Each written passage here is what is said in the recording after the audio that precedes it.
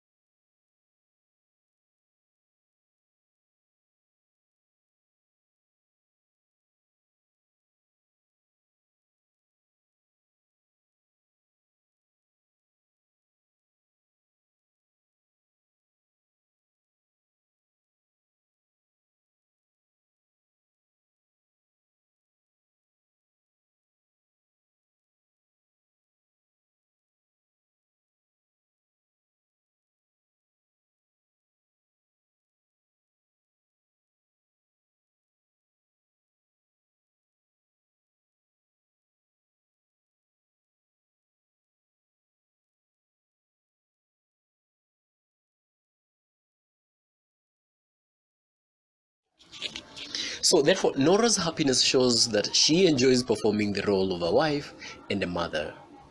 At the same time, her request for money to buy something for herself suggests she wants to be allowed to make decisions for herself. But Torvald clearly doesn't trust Nora with the money. Even though Torvald and Nora appear to be in love, Torvald does not trust her, and Nora, on her part, doesn't hesitate to lie to him. She was eating macaronis earlier. Money is central to Torvald and Nora's happiness. Torvald's emphasis on the new prosperity suggests how important money is to him as well.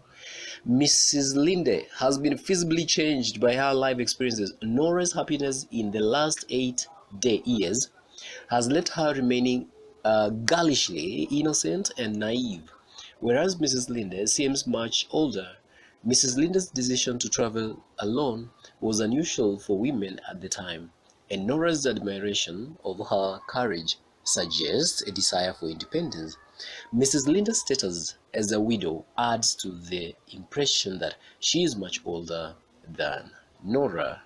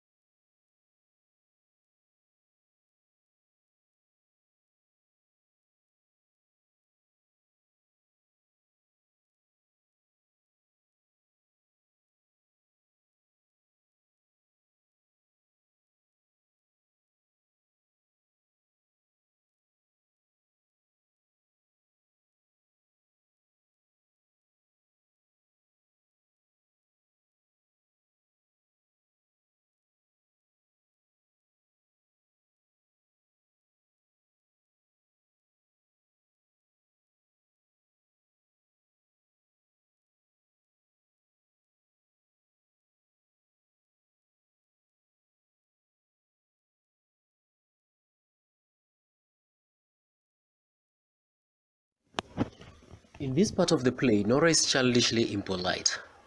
Mrs. Linda is obviously in a bad situation following the death of her husband. Yet instead of listening to her, Nora begins to insensitively boast about her and Torvald's good fortune. Her speech also shows that she believes money leads to freedom and happiness. Mrs. Linda's story shows how difficult it was for women to survive without the financial support of men.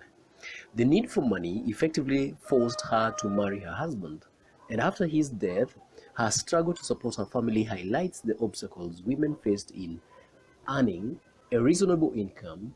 Both Mrs. Linda and Nora have strange and suspicious reactions to Krogstad's arrival. Therefore, when Krogstad claims he is here on routine business matters, we are tempted to believe there is more to the story. Here, Krogstad reveals more about Nora's deceitful nature. Not only did she lie to Torvald and everyone else about where the money for the trip to Italy came from, but she also committed forgery, an illegal act. He threatens to reveal the secret unless she does him a particular favor. Nora is terrified to the point that she even seems to be going mad. End of this particular episode, good students. Stay up to date and subscribe, of course, so that you get new updates as we are looking through this particular play.